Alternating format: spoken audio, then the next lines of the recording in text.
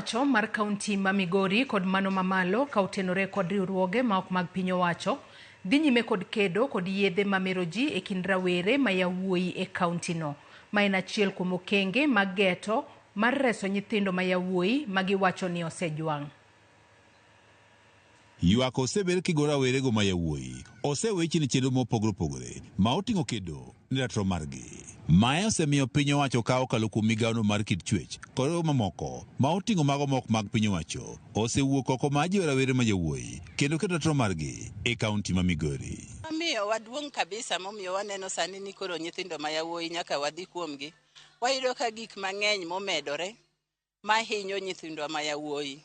Tiyo kod yedhe mamero jigi. Nitie teko mang'eny, empowerment mang'eny mosetine nyathi ma nyako momiyo kuonde moko kata mana Kenya ka inyalo yudo ne nyathi ma wuoyi koro kare dok chien. Emomiyo wakawo odiechieng' ma kawuono mondo wawuog gi nyithindo ma jawuoyi mondo gi build self esteem, gibed motegno, gibed mojiwore. Kazi yetu kuu namba ya kwanza ni kuangalia kwamba elimu ya watoto wavulana inafika kiwango mzuri. Dok chien e kind ratirogo mag yawuoyi osetudi kod medruok mag kwan malo mag yawuoyi masani tiyo kod yedhe mamero ji kaachiel kod mago modo jochego mag maundu ma oting'o mecho. Very highly affected on issues of drug and substance abuse, and our work really is to encourage these boys. Watimo mentorship marwa kata mana maluwore gi weche mag gik mimadhogo. Watiwo mentorship marwa kaluwore kata weche nikech ka gisemadho gigi to kendo gibedo violent. Director migano mar kit chwech e kaunti ma Migori Kenneth Omo wacho ni bedo mar kuono malo mag nyithindo ma yawuoyi ma odinnegi e ute twech kata rumand nikech keth mopogore opogore ma oting'o maundu nyiso ni nyathi ma wuoyi nyaka sani koro ng'i kod wang' maber. To nyithindo ma jawuoyi gi bende kidhi e jela tiyudo ka gin ema ging'eny e jela kuro. Nyithindo ma jawuoyi kidhi ka polis tiyudo ka gin ema cases mang'eny omakogi.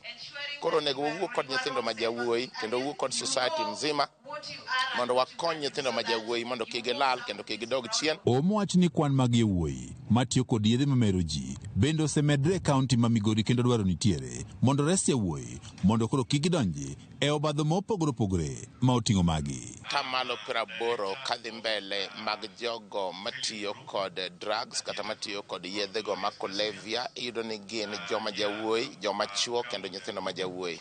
Kendo gini osedonjo kata mana e sikul makelo negi hinyruok kendo miyo sombgi ok dhi maber.